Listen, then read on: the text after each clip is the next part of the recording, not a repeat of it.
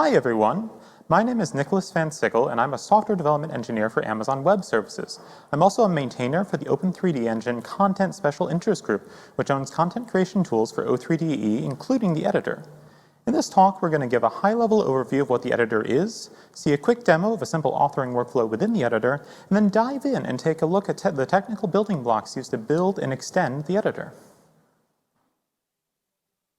The editor is O3DE's primary content authoring tool. I say primary because there can and will be other standalone tools used in O3DE, such as the Atom Material Editor, but end-to-end user workflows are targeted around using the O3DE editor as a hub for authoring projects within the Open3D engine. The editor allows authoring scene graphs in the form of templates we call prefabs comprised of entities components using its component entity system. Entities can be thought of as objects in the game world populated by components that describe the object's characteristics and behaviors. For example, you might create a ball in a scene by creating a ball entity, then adding a transform component to dictate its position in the world, a mesh component to dictate to the renderer what the ball looks like, and a physics component to describe how the ball interacts with other physics objects in the world. The editor is extensible and can provide other tools for authoring workflows. Examples we won't be covering in detail in this talk, but are extending part of the editor, include TrackView, a system for authoring cinematics, and Script Canvas, a very neat visual scripting tool within the engine. So for right now, what we're going to do is give a quick demo of a workflow in the editor. I'm going to author a simple O3D scene in which we show a character, in this case a rabbit with a little helmet, on top of a ground plane that the user can take a look at in the world by controlling a flying camera. Give it just a moment to pull this up. So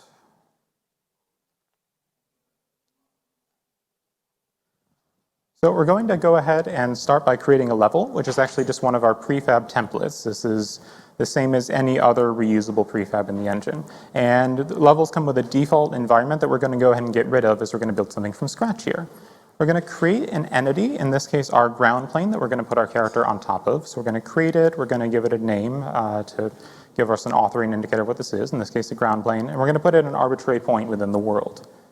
From there, we're going to go ahead and add a mesh component to add some rendering to this ground plane, and we're going to go ahead and assign that mesh to it, in this case a little ground plane mesh. And to go ahead and find it in the viewport, we have a little bit of functionality in the outliner to find the plane in the viewport. You see, there's nothing because it's a plane and we're orthogonal to it. As we rotate around, we'll see a completely dark ground plane mesh. And that's because this is a physically based rendered material and there's no light yet. So we're going to go ahead and add a new entity. We're going to go ahead and call it a light and add a light component to it such that we can illuminate our ground plane. We're going to add a sphere point light here and just pull it up a little bit in our viewport such that our ground plane is now illuminated. And now we're going to go ahead and bring in one of our reusable templates here. In this case, we have already authored, and this is in the Atom test sample project, a rabbit prefab that has a little rabbit with the material and a tiny little sphere helmet that I bolted onto the little guy. And we're going to go ahead and rearrange its hierarchy in the outliner a little bit for clarity and bring it somewhere in our scene so we can see the most cinematic possible view of our intrepid bunny.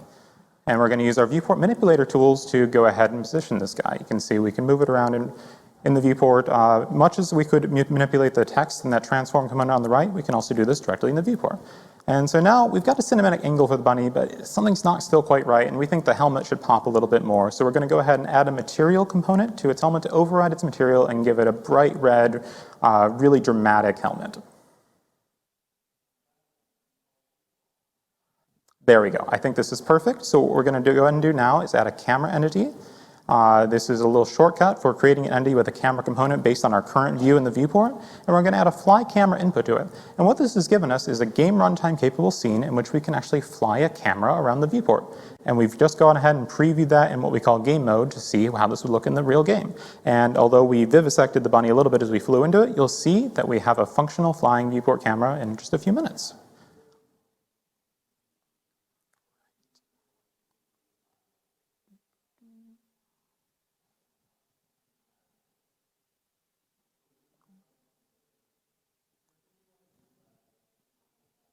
So, as we went through the the editor, one thing you didn't see as we started up this demo is the asset processor, which is actually the very first thing you'll see when you run or invoke the editor. The asset processor is used as a background separate application that converts our source assets, which are authored content that you brought into a project, things like meshes and textures, and turns them into product assets that the engine can actually understand at runtime. If a source asset ever changes, the asset processor will automatically rebuild the product asset and let the editor know that the product asset has changed and live reload it in the editor. Assets can range from files authored from outside O3DE, like an FBX file containing a mesh and materials from a DCC tool like Blender, to files authored in the engine, like, in fact, our very level prefab is actually something that's translated into a game runtime spawnable object that's optimized for our runtime. It's also worth noting, I'll go back real fast, that the very first time you run O3DE with a given project, you may find that the asset processor runs for a little while. This is because this conversion from source to product assets has to run on everything. These will be cached, so your subsequent loads of the project will be a good bit faster, but if you're wondering what is this asset processor window and what is it doing, it's just optimizing and converting your assets for runtime. Moving on, let's look at the welcome screen. And you'll note for each of these slides, I've got a little path to a bit of the code in the code base here. If you're taking notes or interested in how the editor works under the hood, we're going to do a bit of a technical dive later. I encourage you to make a note of where some of these files live or pull these slides down from online later to take a look at this. This is because I find, as someone who frequently works on the O3DE editor, it's very useful to trace back functionality from where it actually lives in the UI. So if you're interested in how any of these things work, I strongly encourage you to check out the O3DE code and actually go ahead and look at these UI pieces of code so you can trace back functionality. The welcome screen, one of the very first things you see, and actually a very helpful little bit of code to look at to see some things get blended together, offers a high-level overview of the current project and is a launching point for creating or opening a prefab scene. You can also open scenes from the file menu within the editor, and the welcome screen can be turned off entirely from your user preference if you want. But it's a very handy and our default kind of kicking off point for getting into the editor. The entity outliner, as we're starting to get into more of the meat of things, shows the entity hierarchy for a given scene. And that's for a given root object, that is to say a prefab, and allows you to add, remove, and reparent entities within it. When an entity is selected, its components can be edited in the outliner's partner, the entity inspector. Instances of other prefabs within the scene are shown in blue and can be edited within the outliner. Currently, when you edit a prefab, it's going to edit that prefab for every possible instance of it. So that change I made to that rabbit there, if I were to save it, it would affect every other rabbit instance. But we're looking at other workflows with prefabs down the line where you can make overrides on a specific level. If you're looking to do something like that right now, my suggestion would be to right-click on that prefab and actually go detach, such that it no longer is a prefab and is a first-class part of your parent prefab, your level, and you can go ahead and make changes to that guy at will without changing all the other instances. And this is a good time to plug. A lot of parts of O3DE are under active development right now. Prefabs specifically are having a lot of workflows being developed for them right now. If you're interested in how they work or want to contribute to the conversation, I strongly encourage you to reach out to the community. The SIG UI UX Discord is extremely welcoming. There's frequent design meetings, and they are more than happy to hear from you and chat with you about these workflows. We would love to hear from you. As I mentioned before, the asset processor translates source assets into product assets the engine can understand. Let's look at the anatomy of one of these guys. So here's the bunny FBX asset that I used before because it's cute and it's part of the Atom Test project that you can get online. Note that for one FBX file, we've actually got several product assets. We've got in the form of a model, there's a material, which is the 2D texture and rendering information used to display the mesh. And there's a bunch of geometry buffers at various LOD levels, levels of detail, that the engine uses to pipe directly into the graphics pipeline. These product assets are what are actually used by components in the engine at runtime, but they can't be changed directly, as if you ever were to change their source asset, they'd be regenerated altogether. Product assets are used by everything in the engine, but there is a little bit of a convenient mapping from a workflow perspective in the editor. If you were eagle-eyed when you're watching me do that demo, you would have seen that when I selected a mesh for the ground plane, I actually clicked on the FBX, which is a source asset, even though the engine needed the underlying mesh asset. And that's because the engine is smart enough to, the editor rather, is smart enough to know that because I selected a source asset that has a one-to-one mapping to a product asset, in this case, the mesh I wanted, Okay, sure. And it actually assigned the underlying mesh product asset. And this is because as an author, you're generally thinking in terms of things you authored and not the things we translate them into. So this is a bit of convenience that we add to the editor. But if you ever want to figure out how things are working under the hood, it's important to think in terms of product assets as to what's actually brought into the engine. Moving on to the outliner's partner, the entity inspector, this is where components are edited and populated with components. You can add, remove, and configure components here. The entity inspector is backed by our reflected property editor, which turns metadata stored in the code on the C++ level into a visual inspector that allows user to author properties. This isn't the only place that this is used, but this is the most prominent one. Components can and often will come from gen plugins that are not a core part of O3DE itself. The engine is designed to be extensible, and adding components is a very common and effective means of doing so. Any bit of functionality you'd like to add to the engine that works at runtime is most probably going to be in the form of some kind of component. Also worth calling out, though you didn't see in the demo, the user preference dialog found in the edit menu is a gateway to a myriad of user-centric editor preferences. It's backed by the same reflected property editor we just saw before the entity inspector, just styled a little bit differently to call out the header sections over there. These settings are currently stored using the QSettings API from the Qt or Qt library and can be found in the registry on Windows or in your home directory's .config folder. There's also, separate from this, an O3DE settings registry in your home directory, which is your user profile folder on Windows, in a .O3DE directory. And that's used for engine level configuration. Down the line, I would expect to see the settings registry to be adopted more and perhaps a unification, but right now there's still a couple places your settings can live and may be worth looking at. The viewport itself in O3DE renders a scene and provides tools for manipulating contents of that scene. You saw the translation and rotation manipulators used in the demo to adjust entity transforms in the viewport instead of directly modifying those properties in the entity inspector. These manipulators are actually extensible. You can actually register your own custom manipulators to individual components. We do this for various components like our shape components, where you can actually change the size of a box or a sphere shape within the viewport. And there's a framework for this where gems can do this themselves. The viewport can also switch to game mode, which you saw us do at the very end of the demo there by hitting the play button on the toolbar or hitting the Control-G shortcut. This is how we preview what a running game or project in general would look like in the engine. The scene is going to be saved out and replaced with a preview of it as it would function when loaded at runtime by our launcher. This is a fast way to preview your authored content and how it will look in practice. You can press escape at any time to get out of this mode, so don't feel like you're stuck, just hit escape, it'll be fine. Other tools can be registered to the editor. The O3DE is extensible and designed to provide additional tools, and gem plugins themselves can register them. Some of these tools are part of the editor process itself, like our TrackView cinematic authoring tool, while others can actually be entirely separate processes that we launch from the editor, like the material editor that comes from our Atom renderer.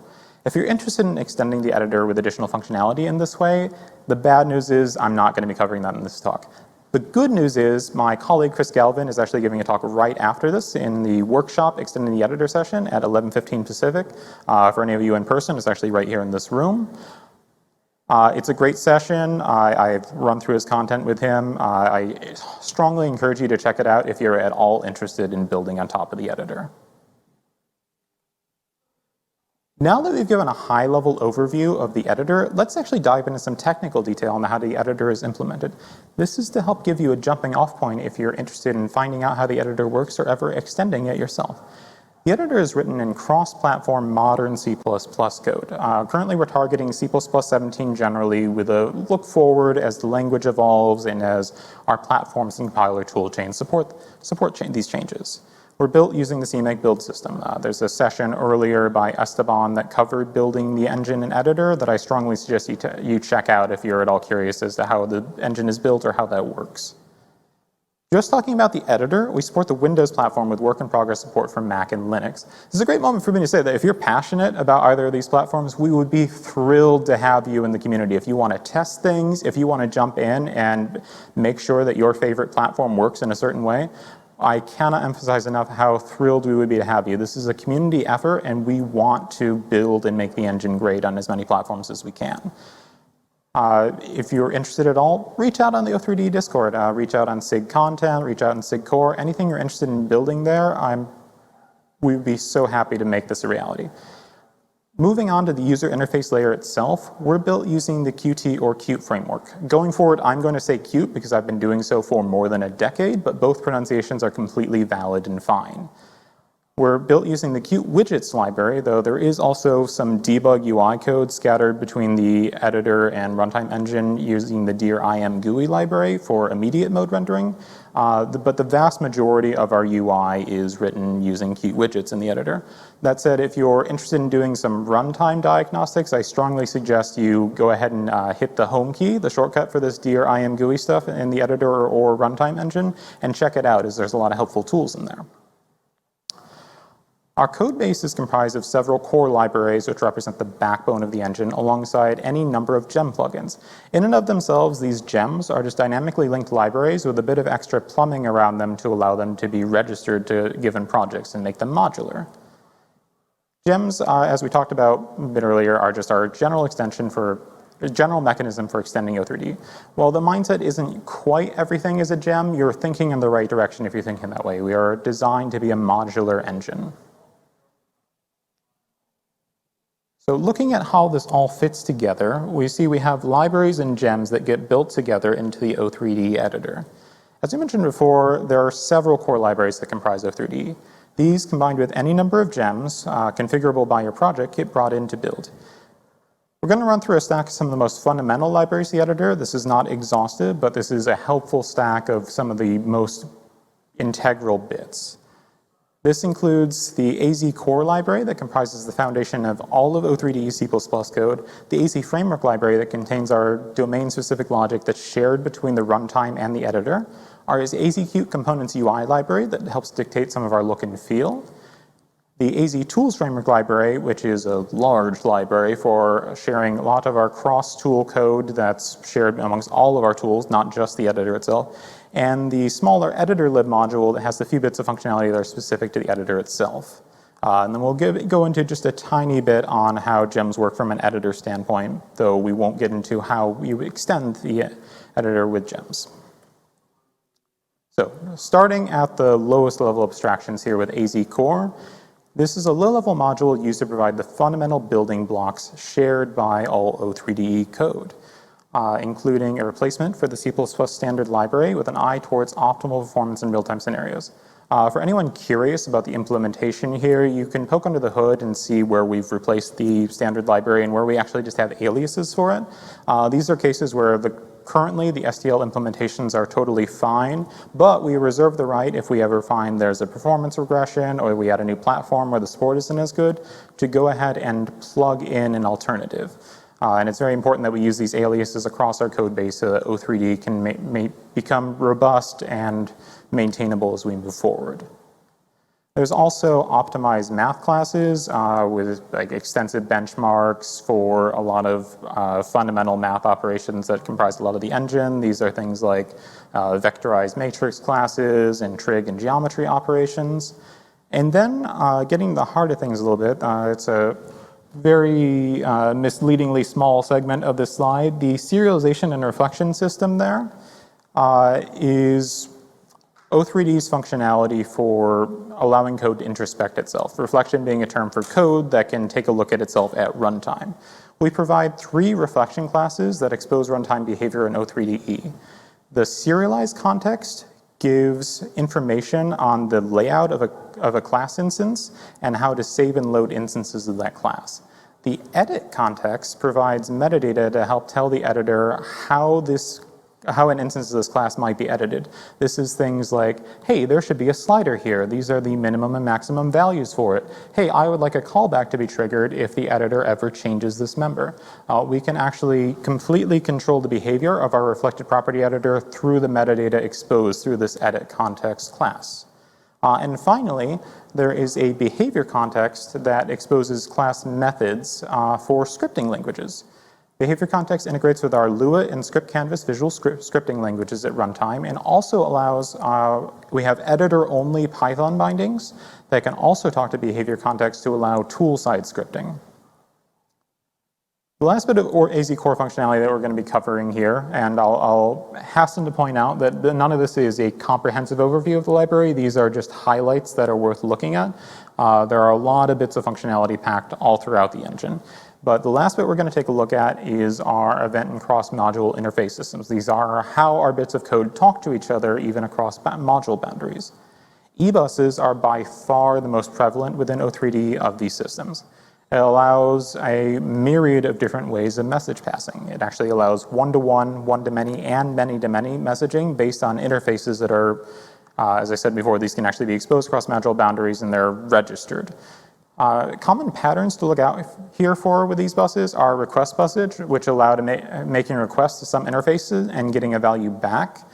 Typically, those are going to be registered by things like a component or a singleton to either an entity ID or globally, or notification buses, which are designed for letting consumers know when things have changed, both using the same underlying eBus mechanism, but denotationally a little different in that, or by connotation rather, in that these notification buses are designed to let things know when things have changed and aren't generally going to expect to retrieve a value back. It's generally one-way message passing. eBus handlers are implemented using inheritance, a class that listens to a bus call is a bus handler.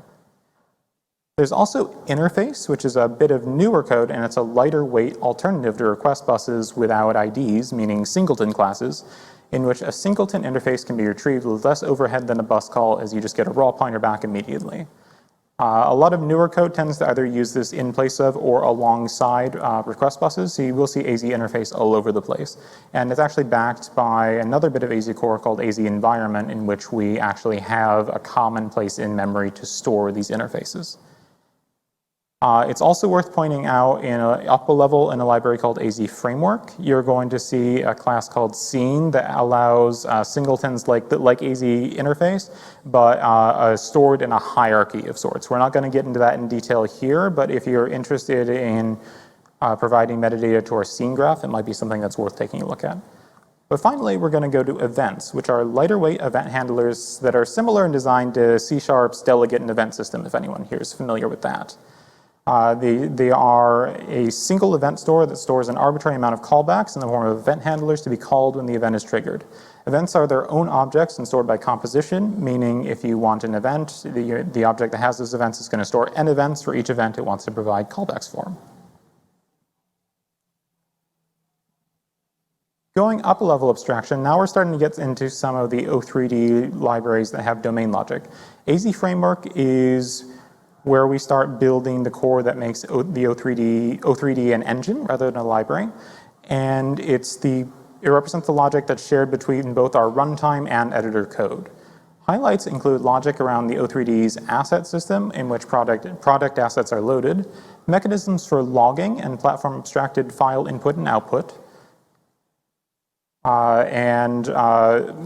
perhaps most importantly, there's also abstract interfaces that are later implemented by gems that are considered a core part of the engine such that they can be accessible anywhere. Examples include our input framework, in which keyboard and mouse events and gamepad events and anything else are translated into an abstract input framework that you can use anywhere, that it works cross-platform.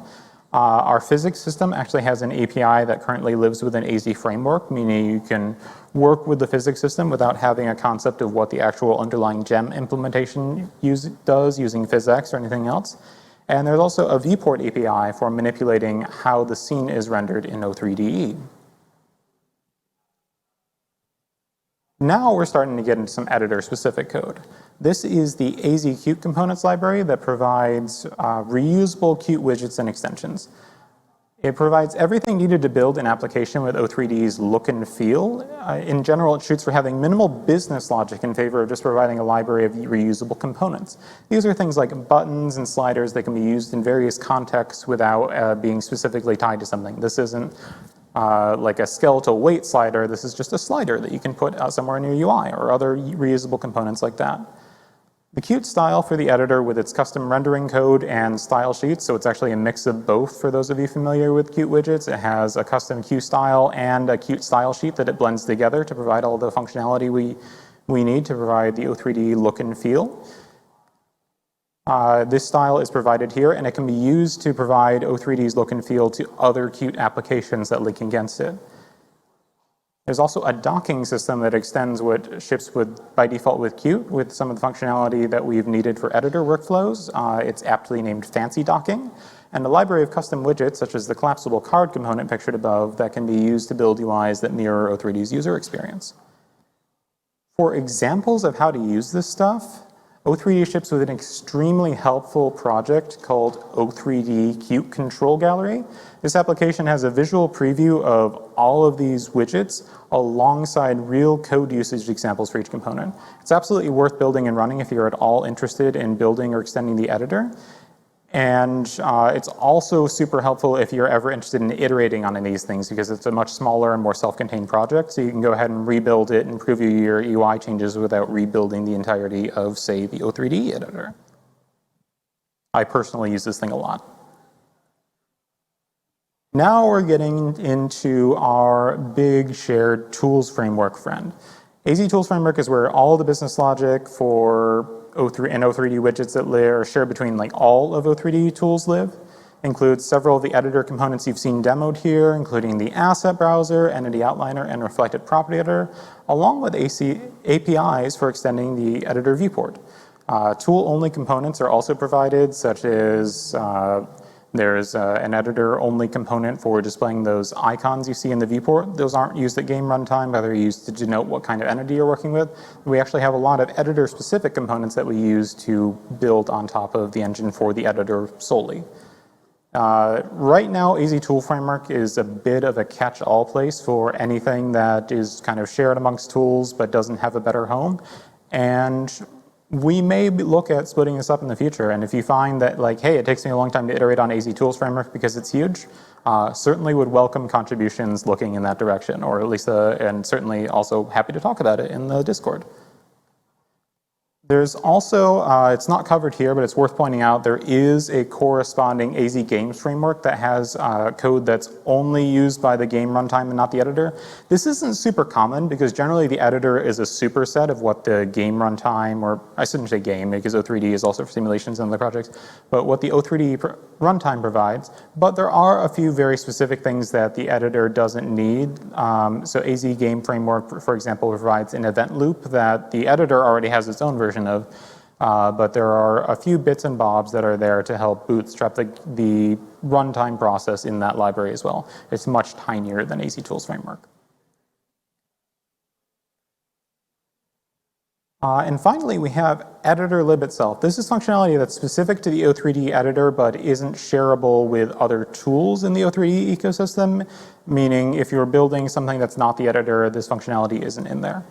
It's generally much smaller than AZ Tools Framework, and a lot of the code that's in here is actually a bit older code that just hasn't found another home. Notably, you will find our TrackView cinematic authoring system in there. This is just there because we hadn't moved it out because it had lived in here for a long time. There's also notably the editor viewport widget in there. This is the editor's viewport, and it provides a lot of extensible functionality down on the AZ Framework and AZ Tools Framework level for extending itself. So the viewport itself, the logic and implementation lives here, but it actually calls out to different libraries and frameworks to provide its functionality. For example, it uses the render viewport widget in what's called the Atom Tools framework, which is a framework provided by our renderer to provide 3D functionality. It also uses a modular camera controller that lives in there, and it uses the viewport interaction framework that lives in, I believe, AZ Tools framework to extract and provide viewport functionality you saw, like the viewport manipulators. So the viewport implementation itself lives in here, but much of the functionality that's used by it lives elsewhere. So, and that's all reusable. And let's touch on gems from an editor standpoint for a bit. They've come up a lot so far, and that's for good reason. They are the mechanism for extending O3D with new functionality. Gems can add their own components, user interfaces, and even APIs that can be used by other gems.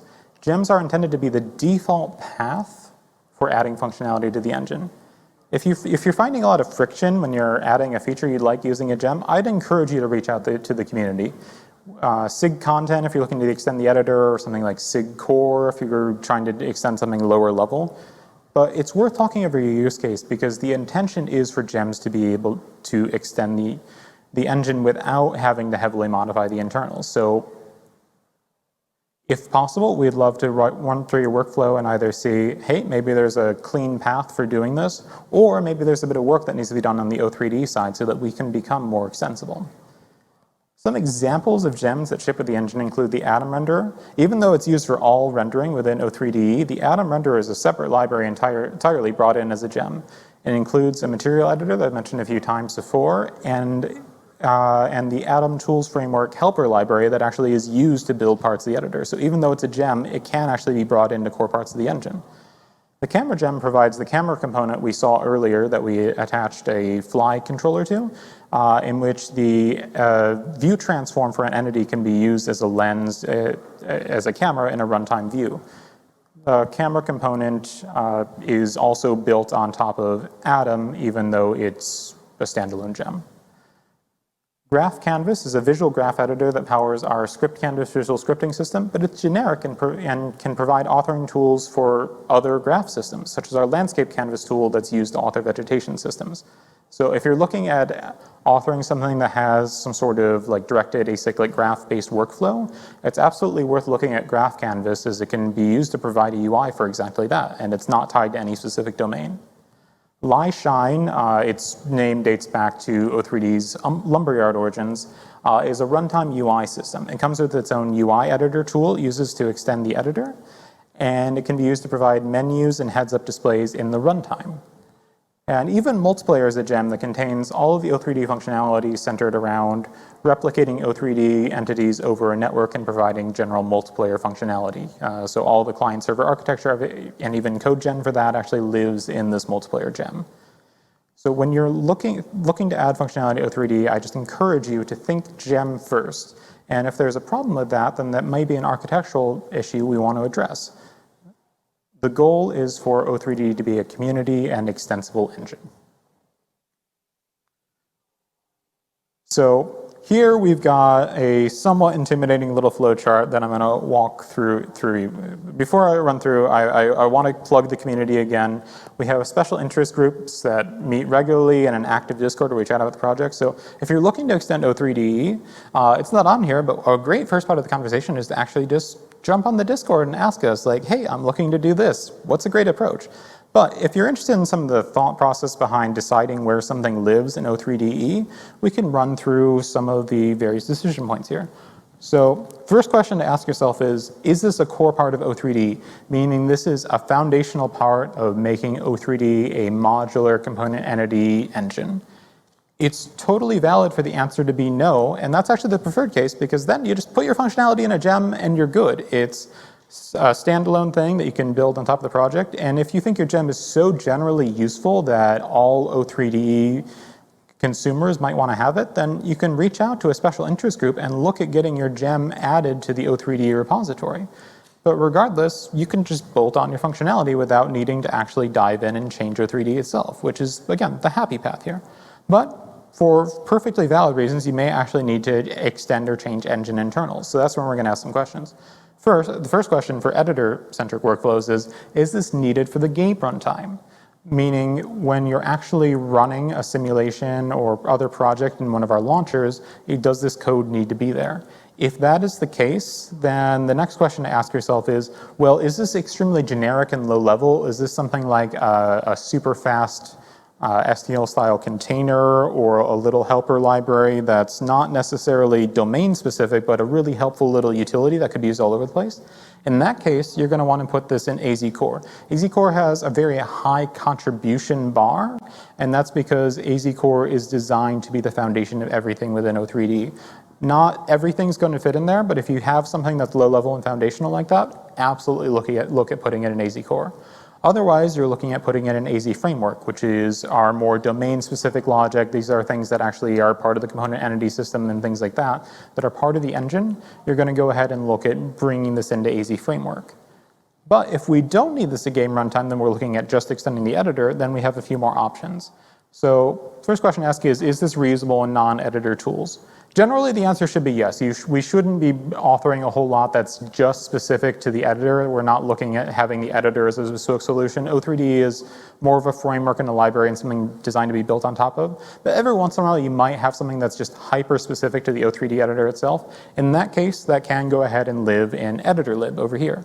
But otherwise, then the next thing to ask is, well, is this an actual Qt UI widget?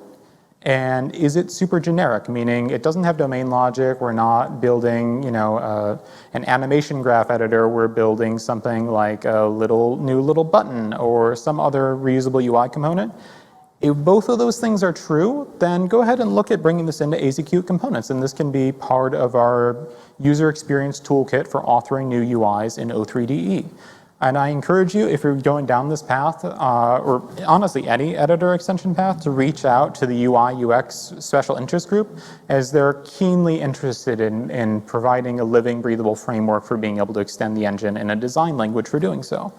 But if that isn't the case, so say it's not a UI widget or it's not generic, meaning we're actually building something that's based on a specific asset type or something like that, then the catch-all place for this right now, and you'll note that this actually covers a lot of things, is AZ Tools Framework.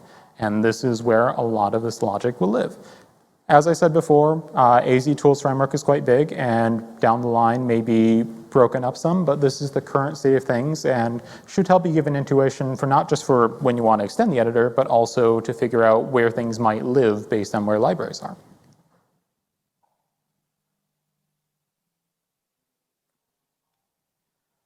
I'd also like to touch on testing for a moment. So O3DE comes with a suite of automated unit and integration tests to help maintain its quality bar. Testing is encouraged for systems in all parts of the engine, including the editor, and can also serve as an excellent reference for how APIs should be used, as these are lightweight unit tests that actually have usage examples. There are various test projects that can be built and run from the O3DE repository, which also comes with an automated testing sample project used for integration testing. For editor functionality specifically, it can sometimes be a little harder to validate with strictly unit tests. And so we also have a suite of Python integration tests that come with helper libraries using Qt for Python, also known as PySide, to whitebox test the UI by simulating user input such as mouse clicks and keyboard input. These tests live in the automated testing project, so you can see over there in the O3DE automated testing gem Python test editor directory, you'll see the whole suite there. And you can use those and the PySide utils helper library we provide to build additional white box integration tests like this. And as I said, automated testing is part of the O3DE repository itself. So if you have O3DE's code, you have this automated testing project and you can use these tests as reference.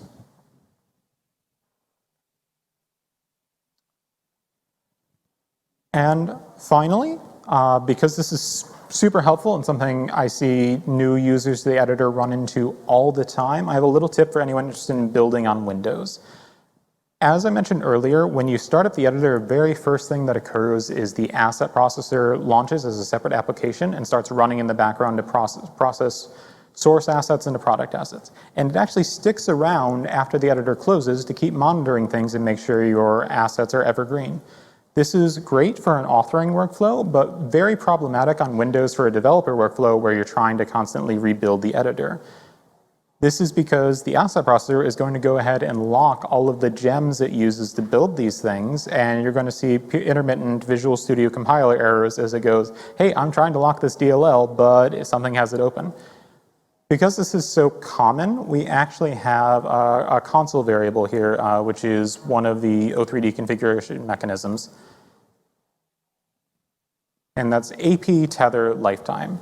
So if you go ahead and create a file in your settings registry, so on Windows, this is your user profile.o3de/registry, and you can name this anything you want. I have an editor.setreg for this, and put this little blob of JSON here, and I'll make sure this is on a wiki somewhere as well.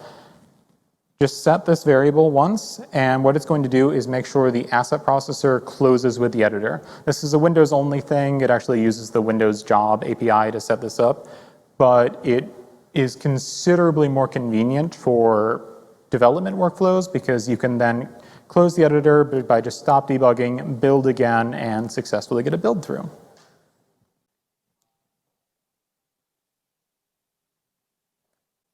And with that, I want to thank you all so much. I'm so excited to be here at O3DECon. If you have questions or comments, please reach out on the Discord. I hang out in the content special interest group a lot, although I'm in all of them. And you can find me as Nick vs Amazon. Thank you so much.